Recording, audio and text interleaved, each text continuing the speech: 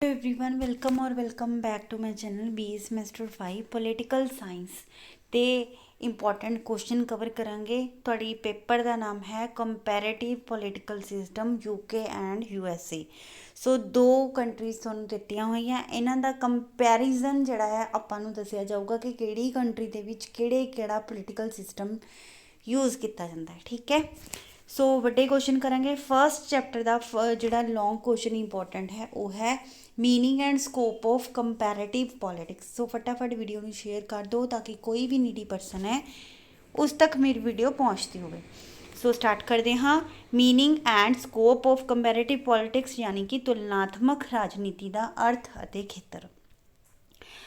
कोई भी क्वेश्चन आ जाए कंपैरेटिव पॉलिटिक्स रिलेटेड कि इसका स्कोप डिस्कस करो या फिर इसकी इंपॉर्टेंस डिस्कस करो तो आपने एवें ही लिख के आना। सो तुलनात्मक राजनीति आधुनिक राजनीति विज्ञान की महत्वपूर्ण जिहड़ी है देन है। तुलनात्मक राजनीति वर्तमान दे विच विश्व व्यापी पद्धर दे उत्ते राजनीति शास्त्रियों के अते विचारकों के अध्ययन की प्रमुख विषय वस्तु बन चुकी है अते यह इतिहासक काल तो ही तुलनात्मक राजनीति चली आ रही है। हुण फस्ट ऑफ ऑल तो तुलनात्मक राजनीति का अर्थ की है। हुण देखो भारत दे विच जिहड़ी राजनीति चल रही है बाकी कंट्रीज़ च किहड़ी राजनीति चल रही है ना। हुण देखो अपने इंडिया दे विच बहुत ही ज़्यादा पार्टीज़ ने है ना, किन्नियां सारियां पार्टीज़ ने जिन्नियां किते होर नहीं मिलदियां है ना। इंग्लैंड दे विच देखो किहड़ी है, ठीक है, राजियां दा तंत्र चलदा है। सो अगर तुसी चाइना च देखोगे तो मेनली दो पार्टीज़ आ है ना।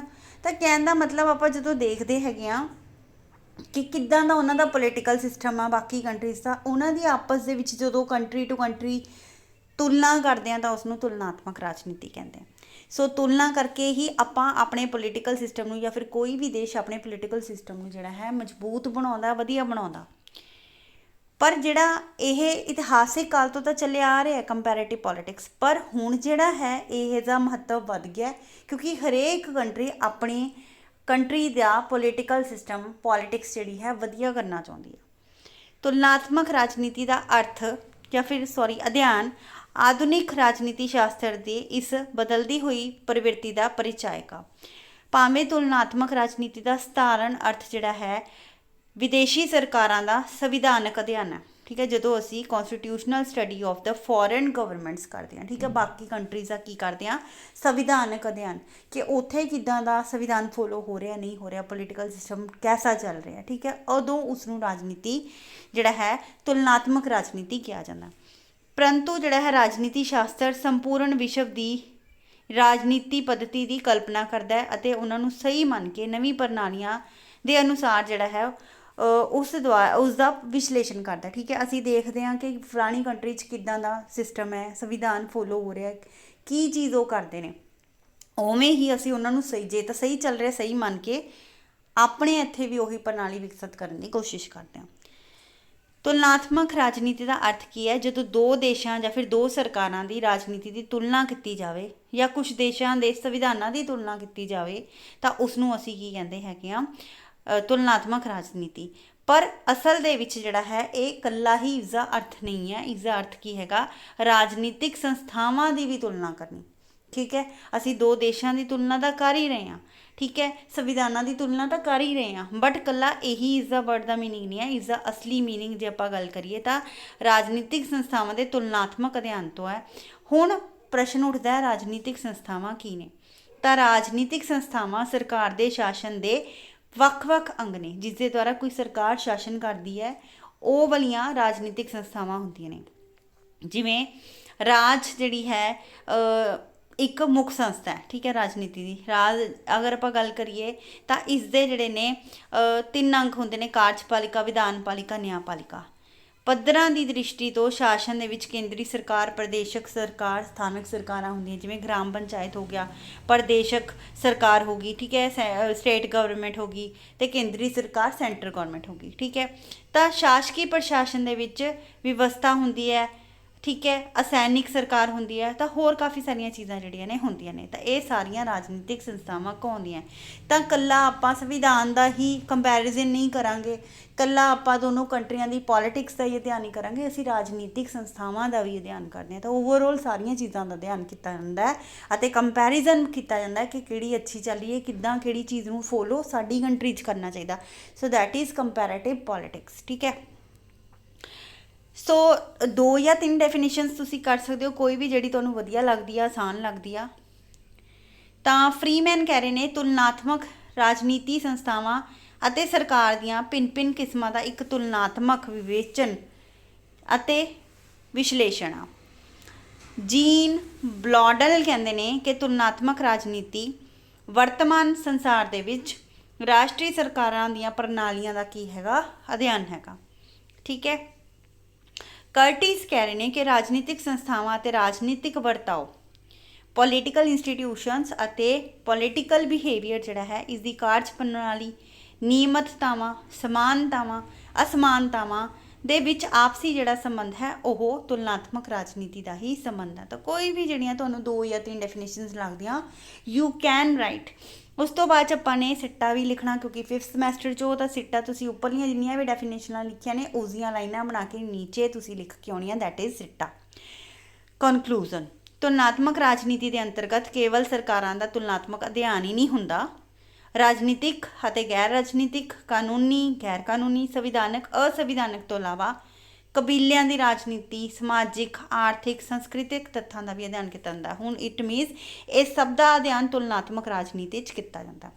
ਸੰਪੂਰਨ ਸਮਾਜ ਦੇ ਉਹਨਾਂ ਤੱਥਾਂ ਦਾ ਅਧਿਐਨ ਕੀਤਾ ਜਾਂਦਾ ਜੋ ਕਿਸੇ ਨਾ ਕਿਸੇ ਤਰ੍ਹਾਂ ਰਾਜਨੀਤਿਕ ਪ੍ਰਣਾਲੀ, ਪੋਲੀਟੀਕਲ ਸਿਸਟਮ ਨੂੰ ਜਿਹੜੇ ਨੇ ਪ੍ਰਭਾਵਿਤ ਕਰ ਦਿੰਦਾ। ਪੋਲੀਟੀਕਲ ਸਿਸਟਮ 'ਚ ਜੋ ਵੀ ਚੀਜ਼ ਆ ਰਹੀ ਹੈ, ਰਾਜਨੀਤਿਕ ਸੰਸਥਾਵਾਂ ਆ ਰਹੀਆਂ ਨੇ, ਸੰਵਿਧਾਨ ਆ ਰਿਹਾ ਹੈ, ਦੇਸ਼ ਦੇ ਕੁਝ ਸਮਾਜਿਕ, ਆਰਥਿਕ ਕੋਈ ਵੀ ਤੱਥ ਆ ਰਹੇ ਨੇ ਤਾਂ ਉਹ ਸਾਰੇ ਰਾਜਨੀਤੀ ਦੇ ਵਿੱਚ ਆਉਣਗੇ।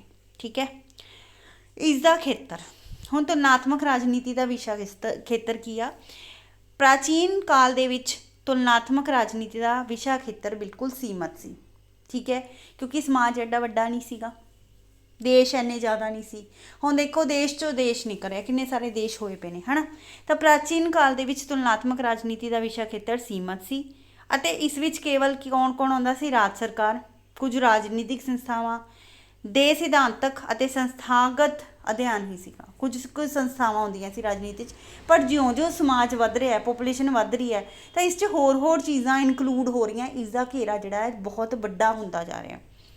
20ਵੀਂ ਸਦੀ ਦੇ ਸ਼ੁਰੂ ਦੇ ਵਿੱਚ ਹੋਰ ਵਿਸ਼ਿਆਂ ਤੋਂ ਪਿਛੜਨ ਦੇ ਕਾਰਨ ਰਾਜਨੀਤੀ ਸ਼ਾਸਤਰੀਆਂ ਨੇ ਰਾਜਨੀਤੀ ਸ਼ਾਸਤਰ ਨੂੰ ਹਰਮਨ ਪਿਆਰਾ ਬਣਾਉਣ ਦੇ ਲਈ ਇਸ ਦੇ ਵਿੱਚ ਬਹੁਤ ਸਾਰੇ subject Khoje, topic, concept Khoje. ਇਸ ਦੇ ਨਾਲ ਕੀ ਹੋਇਆ? ਇਸ ਦਾ ਵਿਸ਼ਾ ਖੇਤਰ ਹੋਰ ਵੀ ਵਿਸ਼ਾਲ ਹੋ ਗਿਆ। ਰਾਜਨੇਤਾਵਾਂ ਦੇ ਰਾਜਨੀਤੀ ਦੇ ਪਰੰਪਰਾਗਤ ਦ੍ਰਿਸ਼ਟੀਕੋਣ ਨੂੰ ਇਹਨਾਂ ਨੇ ਤਿਆਗਤਾ, ਪੁਰਾਣੀਆਂ ਵਾਲੀਆਂ ਚੀਜ਼ਾਂ ਤਿਆਗਤੀਆਂ, ਨਵੀਆਂ ਵਾਲੀਆਂ ਚੀਜ਼ਾਂ ਇਨਕਲੂਡ ਕੀਤੀਆਂ, ਜਿਸ ਦੇ ਵਿੱਚ ਤੁਲਨਾਤਮਕ ਰਾਜਨੀਤੀ ਜਿਹੜੀ ਹੈ ਪੜ੍ਹੀ ਜਾਂਦੀ ਹੈ, ਤੁਲਨਾ ਕੀਤੀ ਜਾਂਦੀ ਹੈ, ਬੈਟਰਮੈਂਟ ਲਈ ਤੁਲਨਾ ਕੀਤੀ ਜਾਂਦੀ ਆ।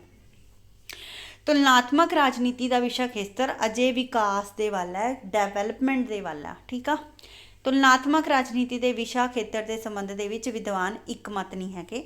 ਇਹ ਕਿੱਦਾਂ ਇਸ ਦਾ ਵਿਸ਼ਾ ਖੇਤਰ ਦੇਖਦੇ ਹਾਂ, ਆਓ ਪੜ੍ਹਦੇ ਹਾਂ। ਭਿੰਨ ਰਾਜਾਂ ਦੀਆਂ ਸਰਕਾਰੀ ਬਣਤਰਾਂ ਦਾ ਵਿਆਪਕ ਵੇਰਵਾ। ਹੁਣ ਫਸਟ ਆਫ ਆਲ ਤਾਂ ਤੁਲਨਾਤਮਕ ਰਾਜਨੀਤੀ ਦੇ ਪਰੰਪਰਾਗਤ ਮਤਲਬ ਟ੍ਰੈਡੀਸ਼ਨਲ ਜਿਹੜੇ ਵਿਦਵਾਨ ਸੀਗੇ ਉਹ ਵਿਧਾਨ ਮੰਡਲ, ਕਾਰਜਪਾਲਿਕਾ, ਨਿਆਂਪਾਲਿਕਾ, ਨੌਕਰਸ਼ਾਹੀ ਯਾਨੀ ਕਿ ਬਿਊਰੋਕਰੇਸੀ ਨੂੰ ਰਾਜਨੀਤੀ ਦਾ ਖੇਤਰ ਦੇ ਵਿੱਚ ਮੰਨਦੇ ਸੀ ਵੀ ਆਹ ਚੀਜ਼ਾਂ ਆਉਂਦੀਆਂ। ਜਿਹੜੇ ਪੁਰਾਣੇ ਸੀਗੇ, ਪੁਰਾਣੇ ਪੋਲੀਟੀਕਲ ਥਿੰਕਰ ਸੀ, ਸਿਰਫ ਉਹ ਕੀ ਸੋਚਦੇ ਸੀ ਕਿ ਵੀ ਵਿਧਾਨ ਮੰਡਲ ਹੈ ਜੀ, ਕਾਰਜਪਾਲਿਕਾ ਹੈ, ਨਿਆਂਪਾਲਿਕਾ ਹੈ, ਠੀਕ ਹੈ, ਅਤੇ ਵਿਧਾਨ ਪਾਲਿਕਾ ਸਭ ਇਹ ਕੁਛ ਹੈ, ਨੌਕਰਸ਼ਾਹੀ ਹੈ ਨਾ। ਪਰ ਅੱਜ ਕੱਲ੍ਹ ਦੀਆਂ ਸੰਸਥਾਵਾਂ ਦੀ ਥਾਂ 'ਤੇ ਕਾਰਜ ਪ੍ਰਣਾਲੀ, ਵਿਹਾਰਕ ਚੀਜ਼ਾਂ ਦੇ ਉੱਤੇ ਜ਼ਿਆਦਾ ਜ਼ੋਰ ਦਿੱਤਾ ਜਾਂਦਾ ਹੈ। ਤਦ ਵੀ ਰਾਜਨੀਤੀ ਸ਼ਾਸਤਰ ਨੂੰ ਬਿਲਕੁਲ ਛੱਡਿਆ ਨਹੀਂ ਜਾ ਸਕਦਾ। ਤਾਂ ਹੁਣ ਆਪਾਂ ਕੀ ਮੰਨਦੇ ਹਾਂ ਕਿ ਅੰਤਮ ਫੈਸਲਾ ਲੈਣ ਵਾਲੀ ਜਿਹੜੀ ਰਾਜਨੀਤੀ ਦੀ ਸ਼ਕਤੀ ਆ ਉਹ ਦਿਨ ਪ੍ਰਤੀ ਦਿਨ ਘਟਦੀ ਆ ਰਹੀ ਹੈ ਅਤੇ ਕਾਰਜਪਾਲਿਕਾ ਨੇ ਇਹ ਸ਼ਕਤੀ ਲੈ ਲਈ ਆ। ਇਸ ਤਰ੍ਹਾਂ ਦੇ ਸਿੱਟਿਆਂ ਤੱਕ ਪਹੁੰਚਣ ਲਈ ਜ਼ਰੂਰੀ ਹੈ ਕਿ ਅਸੀਂ ਜ਼ਿਆਦਾ ਤੋਂ ਜ਼ਿਆਦਾ ਦੇਸ਼ਾਂ ਦੀ ਕਾਰਜਪਾਲਿਕਾ ਅਤੇ ਵਿਧਾਨ ਮੰਡਲ ਦਾ ਅਧਿਐਨ ਕਰੀਏ।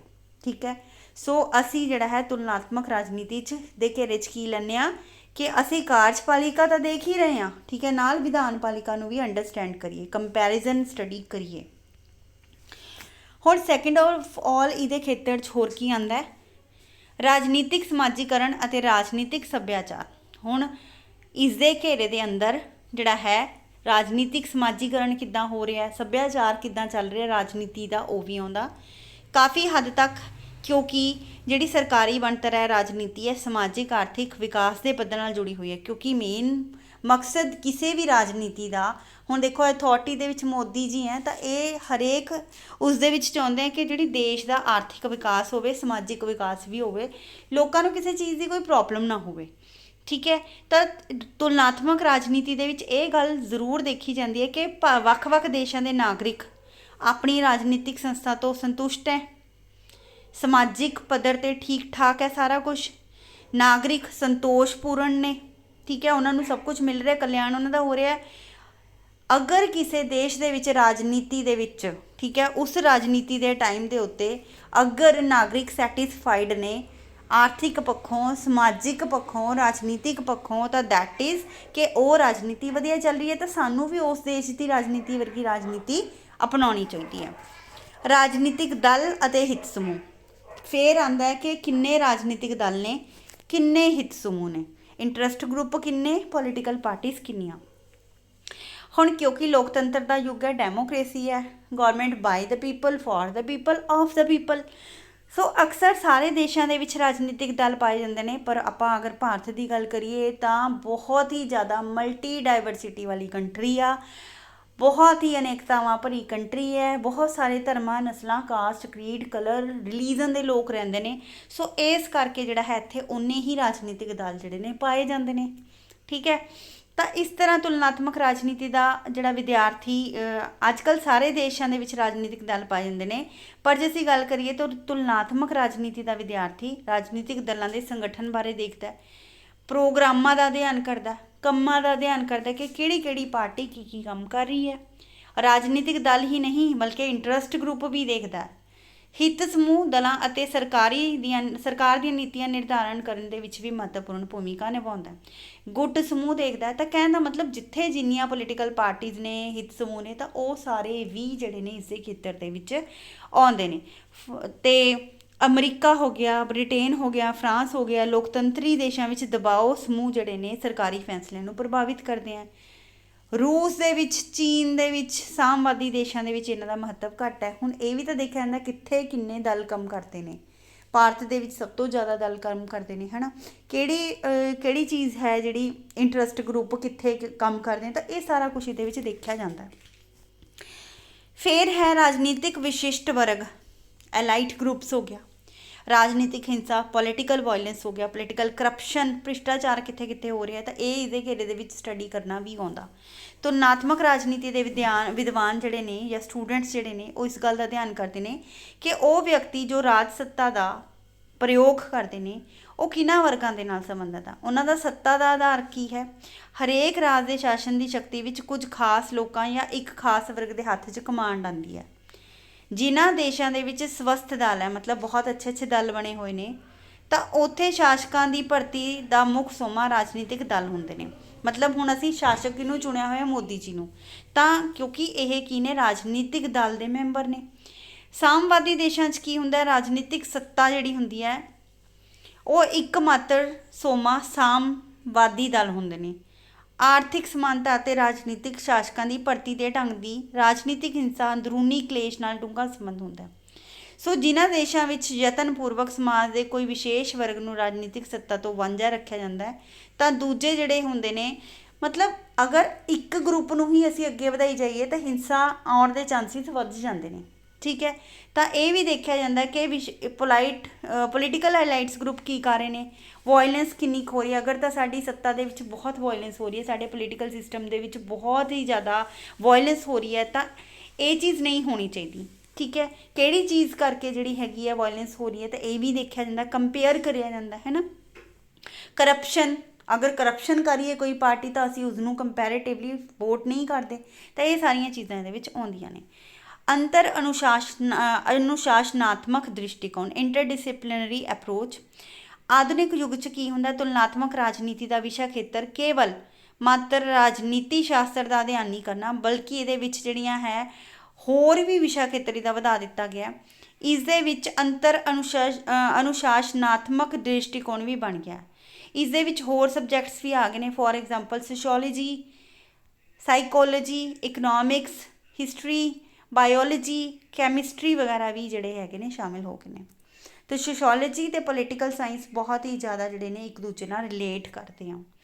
ਆਧੁਨਿਕ ਵਿਦਵਾਨਾਂ ਦੀ ਮਾਨਤਾ ਹੁੰਦੀ ਹੈ ਕਿ ਰਾਜਨੀਤਿਕ ਵਿਵਸਥਾਵਾਂ ਦੀ ਜਟਿਲਤਾ ਨੂੰ ਜਿਹੜਾ ਹੈ ਸਮਾਜਿਕ ਆਰਥਿਕ ਸੰਦਰਭ 'ਚ ਸਮਝਿਆ ਜਾ ਸਕਦਾ ਹੈ। ਮਤਲਬ ਜੇ ਆਪਾਂ ਗੱਲ ਕਰੀਏ ਤਾਂ ਕੰਪੈਰੇਟਿਵ ਪੋਲੀਟਿਕਸ ਦੇ ਵਿੱਚ ਇਕੱਲਾ ਦਲ ਪ੍ਰਣਾਲੀਆਂ, ਦਲ ਸੰਸਥਾਵਾਂ ਜਾਂ ਪੋਲੀਟੀਕਲ ਇੰਸਟੀਟਿਊਸ਼ਨਸ ਹੀ ਸ਼ਾਮਿਲ ਨਹੀਂ ਹੈ, ਬਲਕਿ ਇਹਦੇ ਵਿੱਚ ਇੰਟਰਡਿਸਿਪਲਿਨ ਹੋਰ ਵੀ ਅਪਰੋਚਿਸ ਹੈ। ਸਾਈਕੋ ਵੀ ਇਹਦੇ ਵਿੱਚ ਆਉਂਦੀ ਆ, ਸੋਸ਼ੋਲੋਜੀ ਵੀ ਇਹ 'ਚ ਆਉਂਦੀ ਆ, ਇਕਨੋਮਿਕਸ ਵੀ ਇਹਦੇ ਵਿੱਚ ਆ ਜਾਂਦੀ ਹੈ, ਹਿਸਟਰੀ ਵੀ ਇਹਦੇ 'ਚ ਆਉਂਦੀ ਹੈ। ਦੇਖੋ ਕਿੰਨੇ ਸਾਰੇ ਸਬਜੈਕਟਸ ਆਉਂਦੇ, ਇਕੱਲੀ ਪੋਲੀਟੀਕਲ ਸਿਸਟਮ ਦਾ ਅਧਿਐਨ ਨਹੀਂ ਕੀਤਾ ਜਾਂਦਾ। ਪ੍ਰਤੀਯੋਗੀ ਕੰਪੀਟੀਟਰ ਜਿਹੜੇ ਸਟੇਟਸ ਨੇ ਉਹਨਾਂ ਦਾ ਬੈਲੈਂਸ ਆਫ ਪਾਵਰ ਵੀ ਦੇਖਿਆ ਜਾਂਦਾ ਕਿ ਉਹਨਾਂ ਦੀ ਕਿੰਨੀ ਸ਼ਕਤੀ ਹੈ, ਇਹ ਵੀ ਕੰਪੇਅਰ ਕੀਤਾ ਜਾਂਦਾ। ਤਾਂ ਤੁਲਨਾਤਮਕ ਰਾਜਨੀਤੀ ਵਿੱਚ ਯੁੱਧ ਅਤੇ ਸ਼ਾਂਤੀ, ਸ਼ਕਤੀ ਸੰਤੁਲਨ ਦੀਆਂ ਸਮੱਸਿਆਵਾਂ 'ਤੇ ਵੀ ਵਿਚਾਰ ਕੀਤਾ ਜਾਂਦਾ ਹੈ ਕਿ ਭਿੰਨ ਰਾਜਾਂ 'ਚ ਸੰਚਾਰ ਹੈਗਾ, ਉਹਨਾਂ ਦੇ ਕੋਲ ਪਾਵਰ ਕਿੰਨੀ ਕੁ ਹੈ, ਠੀਕ ਹੈ। ਸੋ ਇਹ ਸਾਰੀਆਂ ਚੀਜ਼ਾਂ ਵੀ ਨਿਰਧਾਰਿਤ ਕੀਤੀਆਂ ਜਾਂਦੀਆਂ। ਸ਼ਕਤੀ, ਪ੍ਰਭਾਵ, ਸੱਤਾ ਦਾ ਅਧਿਐਨ ਵੀ ਕੀਤਾ ਜਾਂਦਾ ਹੈ, study of power, influence and authority. ਕਿੰਨੀ ਸ਼ਕਤੀ ਹੈ ਉਹਨਾਂ ਕੋਲੇ, ਇਹ ਸ਼ਕਤੀ ਦੂਜਿਆਂ ਤੋਂ ਕਿੱਦਾਂ ਅਲੱਗ ਹੈ, ਸ਼ਕਤੀ, ਸੱਤਾ ਅਤੇ ਇਹਨਾਂ ਦਾ ਜਿਹੜਾ ਹੈ ਪ੍ਰਭਾਵ ਕੀ ਹੈ। ਸੋ ਇਹ ਅਸੀਂ ਵਿਸ਼ੇ ਖੇਤਰ ਦੇ ਵਿੱਚ ਤੁਲਨਾਤਮਕ ਰਾਜਨੀਤੀ ਦੇ ਇਹ ਸਾਰੀਆਂ ਚੀਜ਼ਾਂ ਵੀ ਸ਼ਾਮਿਲ ਹੁੰਦੀਆਂ। ਐਨਾਲਿਟੀਕਲ ਐਂਡ ਐਮਪੈਰੀਕਲ ਇਨਵੈਸਟੀਗੇਸ਼ਨ, ਵਿਸ਼ਲੇਸ਼ਣਾਤਮਕ ਅਤੇ ਅਨੁਭਵਿਕ ਖੋਜ। ਤੁਲਨਾਤਮਕ ਰਾਜਨੀਤੀ ਵਿੱਚ ਅਨੁਭਵਕ ਐਕਸਪੀਰੀਅੰਸ ਤਾਂ ਦੇਖੇ ਹੀ ਜਾਂਦੇ ਨੇ, ਮਤਲਬ ਮੇਨ ਦਾ ਫੋਕਸ ਇਸੇ 'ਤੇ ਕੀਤਾ ਜਾਂਦਾ ਹੈ ਅਤੇ ਨਾਲ ਹੀ ਇਹ ਵੀ ਦੇਖਿਆ ਜਾਂਦਾ ਕਿ ਪੋਲੀਟੀਕਲ ਐਕਟੀਵਿਟੀਜ਼ ਕਿੰਨੀਆਂ ਹੋ ਰਹੀਆਂ ਨੇ, ਐਨਾਲਿਸਿਸ ਕੀਤਾ ਜਾਂਦਾ ਹੈ, ਐਮਪੈਰੀਕਲ ਇਨਵੈਸਟੀਗੇਸ਼ਨ ਕੀਤੀ ਜਾਂਦੀ ਹੈ, ਐਕਸਪੀਰੀਅੰਸ ਬੇਸਡ ਜਿਹੜੀ ਹੈ ਐਨਾਲਿਟੀਕਲ ਰਿਸਰਚ ਕੀਤੀ ਜਾਂਦੀ ਹੈ। ਇੱਦਾਂ ਨਹੀਂ ਹੈ ਕਿ ਬਸ ਹਾਂ ਕੰਪੈਰੀਜ਼ਨ ਕੀਤਾ, ਨਹੀਂ, ਪੂਰਾ ਡੀਪਲੀ ਰਿਸਰਚ ਕੀਤੀ ਜਾਂਦੀ ਹੈ। ਇਹਦਾ ਮਤਲਬ ਹੈ ਕਿ ਐਨਾਲਿਸਿਸ ਕੀਤਾ ਜਾਂਦਾ। ਮੁੱਲ ਰਹਿਤ ਰਾਜਨੀਤਿਕ ਸਿਧਾਂਤ, ਰਾਜਨੀਤੀ ਦਾ ਸੰਬੰਧ ਜਿਹੜਾ ਹੈ ਰਾਜਨੀਤਿਕ ਵਿਵਸਥਾ ਵਿੱਚ ਆਦਰਸ਼ਾਤਮਕ ਸਰੂਪ ਦੇ ਬਜਾਏ ਵਿਵਹਾਰਕ ਵਾਸਤਵਿਕ ਸਰੂਪ ਨਾਲੋਂ ਵੱਧ ਹੈ। ਵੈਲਿਊ ਫਰੀ ਪੋਲੀਟੀਕਲ ਥਿਊਰੀ ਹੁੰਦੀ ਹੈ, ਇਹਦੇ ਵਿੱਚ ਜਿਹੜਾ ਹੈ ਨਿਰਪੇਖ ਹੋ ਕੇ ਦੇਖਿਆ, ਬਾਇਸਨੈਸ ਨਹੀਂ ਕੀਤੀ ਜਾਂਦੀ ਕਿ ਹਾਂਜੀ ਸਾਡੀ ਹੀ ਕੰਟਰੀ ਬੈਸਟ ਹੈ, ਜੋ ਹੋ ਰਿਹਾ ਸਾਡੀ ਕੰਟਰੀ 'ਚ ਵਧੀਆ ਹੋ ਰਿਹਾ, ਨਹੀਂ। ਕੰਪੈਰੇਟਿਵ ਸਟੱਡੀ ਕੀਤੀ ਜਾਂਦੀ ਹੈ ਅਤੇ ਆਪਣੀ ਕੰਟਰੀ ਨੂੰ ਸਬਜੈਕਟ ਬਣਾ ਕੇ ਦੇਖਿਆ ਜਾਂਦਾ, ਠੀਕ ਹੈ।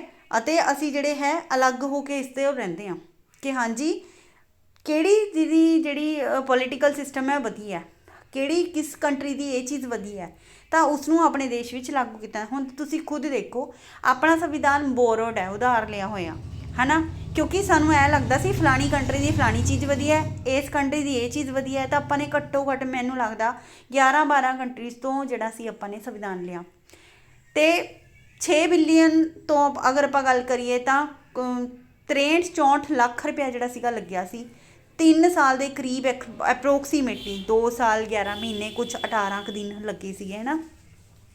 ਤਾਂ ਕਹਿਣ ਦਾ ਮਤਲਬ ਇਹ ਜਸਟ ਗੂਗਲ ਤੋਂ ਸਰਚ ਕਰ ਲਿਓ ਪਰਫੈਕਟ, ਹੈ ਨਾ। ਅਤੇ ਆਪਾਂ ਨੇ ਇੰਨਾ ਕੁਛ ਜਿਹੜਾ ਹੈ ਟਾਈਮ ਲਗਾ ਕੇ ਕਿਉਂਕਿ ਆਪਾਂ ਨੇ ਕੰਪੈਰੇਟਿਵ ਸਟੱਡੀ ਕੀਤੀ ਸੀ, ਸਾਨੂੰ ਇਹ ਲੱਗਿਆ ਕਿ ਇਹ ਸਾਰੀਆਂ ਚੀਜ਼ਾਂ ਆਉਣੀਆਂ ਚਾਹੀਦੀਆਂ, ਤਾਂ ਅਸੀਂ ਜਿਹੜਾ ਹੈ ਵੈਲਿਊ ਫਰੀ ਬੇਸਡ ਹੋ ਕੇ ਜਿਹੜੀ ਚੀਜ਼ ਸੋਚੀ, ਨਿਰਪੱਖ ਹੋ ਕੇ, ਤਾਂ ਅਸੀਂ ਉਹ ਚੀਜ਼ ਲਈ।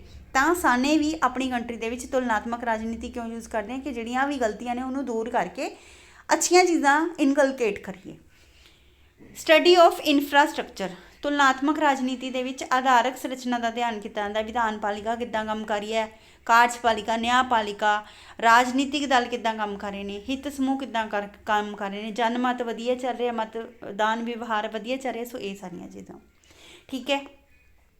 ਉਸ ਤੋਂ ਬਾਅਦ ਜਿਹੜਾ ਹੈ ਤੁਲਨਾਤਮਕ ਰਾਜਨੀਤੀ ਦੀ ਪਰਿਭਾਸ਼ਾ ਦਿਓ, ਇਸ ਦਾ ਮਹੱਤਵ ਅਤੇ ਵਿਸ਼ਾ ਖੇਤਰ ਦੱਸੋ। ਤਾਂ ਹੁਣ ਅਗਰ ਆਪਾਂ ਗੱਲ ਕਰੀਏ ਕਿ ਕੰਪੈਰੇਟਿਵ ਪੋਲੀਟਿਕਸ, ਵੈਸੇ ਦੋਨੋਂ ਇਕੱਠੇ ਕੁਐਸਚਨ ਆਉਂਦੇ ਨੇ, ਨੇਚਰ ਸਕੋਪ ਜਾਂ ਫਿਰ ਨੇਚਰ ਨੂੰ ਤੁਸੀਂ ਇੰਪੋਰਟੈਂਸ ਵੀ ਕਹਿ ਸਕਦੇ ਹੋ, ਠੀਕ ਹੈ। ਨੇਚਰ ਇੰਪੋਰਟੈਂਸ ਇਕੱਠਾ ਹੀ ਆਉਂਦਾ। ਤਾਂ ਤੁਲਨਾਤਮਕ ਰਾਜਨੀਤੀ ਦਾ ਅਰਥ, ਪਰਿਭਾਸ਼ਾ ਅਤੇ ਖੇਤਰ। ਹੁਣ ਆਪਾਂ ਨੇ ਖੇਤਰ ਪਿੱਛੇ ਕਰ ਲਿਆ, ਠੀਕ ਹੈ, ਪਰਿਭਾਸ਼ਾ ਕਰ ਲਈ, ਅਰਥ ਕਰ ਲਿਆ। ਹੁਣ ਆਪਾਂ ਕੀ ਕਰਾਂਗੇ, ਮਹੱਤਵ। ਤਾਂ ਤੁਲਨਾਤਮਕ ਰਾਜਨੀਤੀ ਦਾ ਮਹੱਤਵ ਕੀ ਹੈ? ਫਸਟ ਆਫ ਆਲ ਤਾਂ ਤੁਲਨਾਤਮਕ ਰਾਜਨੀਤੀ ਕੀ ਕਰਦੀ ਹੈ, ਸਾਨੂੰ ਪੂਰੇ ਪੋਲੀਟੀਕਲ ਸਿਸਟਮ ਨੂੰ ਸਮਝਣ 'ਚ ਮਦਦ ਕਰਦੀ ਹੈ। ਅਸੀਂ ਦੇਖਦੇ ਹਾਂ ਕਿ ਇਸ ਦੀਆਂ ਸਿਮਿਲੈਰਿਟੀਜ਼, ਡਿਸਿਮਿਲੈਰਿਟੀਜ਼ ਕੀ ਆ, ਇਸ ਦੇ ਡਰਾਬੈਕਸ ਜਿਹੜੀਆਂ ਸਮੱਸਿਆਵਾਂ ਕੀ ਨੇ, ਅਤੇ ਗਿਆਨ ਸਾਨੂੰ ਇਸ ਦੇ ਬਾਰੇ ਪ੍ਰਾਪਤ ਹੁੰਦਾ ਹੈ। ਵੱਖ-ਵੱਖ ਦੇਸ਼ਾਂ ਦੇ ਬਾਰੇ ਗਿਆਨ ਪ੍ਰਾਪਤ ਹੁੰਦਾ ਜਦੋਂ ਅਸੀਂ ਕੰਪੈਰੇਟਿਵ ਸਟੱਡੀ ਕਰਦੇ ਹਾਂ। ਗੁਣ ਦੋਸ਼ਾਂ ਦਾ ਜਿਹੜੀ ਵੀ ਸਾਡੀ ਪੋਲੀਟੀਕਲ ਸਿਸਟਮ 'ਚ ਹੈਗੇ ਨੇ ਪਤਾ ਲੱਗਦਾ ਹੈ ਨਾ। ਇੱਕ ਵਿਗਿਆਨਕ ਅਧਿਐਨ ਸਾਨੂੰ ਜਿਹੜਾ ਹੈ ਅਸੀਂ ਕਰਦੇ ਹਾਂ ਅਤੇ ਅਸੀਂ ਜਿਹੜੇ ਹੈ ਪ੍ਰਚਲਿਤ ਜਿਹੜੇ ਰਾਜਨੀਤੀ ਦੇ ਸਿਧਾਂਤ ਚੱਲ ਰਹੇ ਨੇ ਅਸੀਂ ਉਹਨਾਂ ਨੂੰ ਨਿਰੀਖਣ ਕਰਦੇ ਹਾਂ ਅਤੇ ਫਿਰ ਜਿਹੜੇ ਹੈਗੇ ਆ ਅਸੀਂ ਉਹਨਾਂ ਨੂੰ ਵੈਰੀਫਾਈ ਕਰਕੇ ਆਪਣੇ ਦੇਸ਼ਾਂ 'ਚ ਲਾਗੂ ਕਰਦੇ ਹਾਂ। ਠੀਕ ਹੈ, ਤਾਂ ਰਾਜਨੀਤੀ ਵਾਸਤਵਿਕਤਾ ਨੂੰ ਜਾਣਨ ਲਈ ਤੁਲਨਾਤਮਕ ਰਾਜਨੀਤੀ ਦਾ ਬਹੁਤ ਮਹੱਤਵ ਆ ਅਤੇ ਰਾਜਨੀਤੀ ਦੇ ਸਿਧਾਂਤ ਤੋਂ ਇਹ ਮਹੱਤਵ ਬਹੁਤ ਜ਼ਿਆਦਾ। ਸੋ ਇਹ ਸੀ ਫਸਟ ਚੈਪਟਰ ਦੇ ਕੁਐਸਚਨ ਜਿਹੜੇ ਇੰਪੋਰਟੈਂਟ ਸੀ। So thank you so much. Video may be long but ਇਸ ਨੂੰ ਐਂਡ ਤੱਕ ਦੇਖਿਆ ਕਰੋ, ਬਿਨਾਂ ਸਕਿਪ ਕਰੇ ਦੇਖਿਆ ਕਰੋ ਅਤੇ ਚੈਨਲ ਨੂੰ ਫਟਾਫਟ ਸ਼ੇਅਰ ਕਰ ਦਿਓ। Thank you so much.